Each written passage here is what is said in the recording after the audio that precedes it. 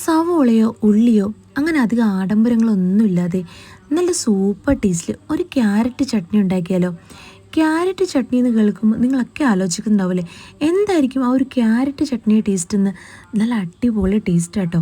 അതുകൊണ്ട് തന്നെ ഞാൻ പറയുകയാണ്, ഒരു തവണ ഈ ഒരു ചട്നി നിങ്ങൾ എന്തായാലും ഒന്ന് ഉണ്ടാക്കി നോക്കണേ.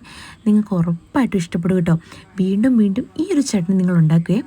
അതിന് വേണ്ടിയിട്ട് പാലിലേക്ക് നമുക്ക് കുറച്ച് വെളിച്ചെണ്ണ ഒഴിച്ച് കൊടുക്കാം. കുറച്ചധികം ഉഴുന്ന് ചേർത്ത് കൊടുക്കാവേ. പിന്നെ അതിലേക്ക് ഒരു 3 വറ്റൽമുളക്, ഒരു ചെറിയ കഷ്ണം ഇഞ്ചി, ഒരു ക്യാരറ്റ്, ഒരു തക്കാളി, ആവശ്യത്തിന് ഉപ്പ്, പിന്നെ വേണമെങ്കിൽ മാത്രം ഒരു ചെറിയ കഷ്ണം പുളി ചേർത്ത് കൊടുക്കാം കേട്ടോ. അത് നിർബന്ധമില്ലേ. ഒരു ക്യാരറ്റും ഒരു തക്കാളിയും ഉണ്ടെങ്കിൽ ആവശ്യത്തിലധികം ചട്നി ഉണ്ടായിരിക്കും കേട്ടോ. ഇനി അതിൻ്റെ ചൂടൊക്കെ ഒന്ന് അറിയതിന് ശേഷം മിക്സർ ജാറിലേക്ക് ഇട്ട് കുറച്ച് വെള്ളം കൂടെ ചേർത്ത് നല്ല ഫൈനായിട്ട് ഇതുപോലെ അങ്ങ് അരച്ചെടുക്കാം കേട്ടോ.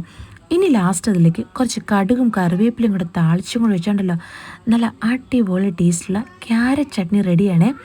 നല്ല മുരിഞ്ഞ ദോശയുടെ കൂടെയോ ഇഡ്ഡലിയുടെ കൂടെയോ പിന്നെ എന്തിനു പറയുന്നു, ചോറിൻ്റെ കൂടെ പോലും ഈ ഒരു ക്യാരറ്റ് ചട്നി നല്ല സൂപ്പർ കോമ്പിനേഷൻ ആട്ടോ.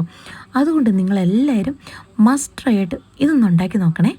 അപ്പോൾ ഓക്കെ, ബൈ ബൈ.